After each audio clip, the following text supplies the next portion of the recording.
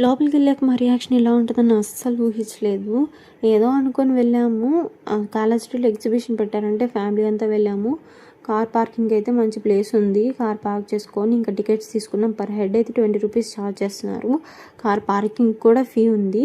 అలా కొంచెం లోపలికెళ్ళామంటే మొత్తం అవతార్ థీమే ఉంది లోపలంతా.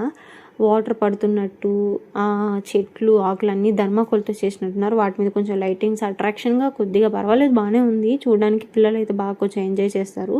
అలా కొంచెం ముందుకెళ్ళామంటే అక్కడ అవతార్ బొమ్మలైతే పెట్టున్నారు. అక్కడ ఫ్లవర్స్ మీద కూడా అంటే ఓన్లీ ఆకులు చెట్లే కాదు ఫ్లవర్స్ కూడా పెట్టున్నారు. కొంచెం ముందుకెళ్ళామంటే అక్కడ 3 థీమ్స్ అయితే ఫోటో షూట్స్‌కి అన్నట్టు ఉన్నాయి. అదే మూన్, హార్ట్, ఇంకోటి ఏమిటంటే ఇది ఉంది. ఉయ్యాల కూడా ఉన్నది ఊగడానికి. సరే అని చెప్పి ఇంకా వెళ్ళిపోయాము షాపింగ్ చేయడానికి. అక్కడ కొన్ని షాప్స్ అయితే ఉన్నాయి. పెద్దగా ఏమీ ఎక్కువ లేవు. ఒక 10 షాప్స్ అయితే ఉన్నాయి. అందులో మాకు నచ్చిన షాప్లోకి వెళ్ళాము. వెళితే కాస్ట్లు అయితే మామూలుగా లేవు. ఓన్లీ ఈ షాప్లోనే కాదు ప్రతి షాప్లో కాస్ట్లు అట్లే ఉన్నాయి. ఇంకా వచ్చిన దానికి ఏదో ఒకటి తీసుకోవాలి కదా అన్నట్టు కొన్ని అయితే తీసుకున్నాము. చిన్న క్లిప్పు మన దగ్గర ₹10 ఉంటే వాళ్ళైతే ₹30 చెప్తున్నారు.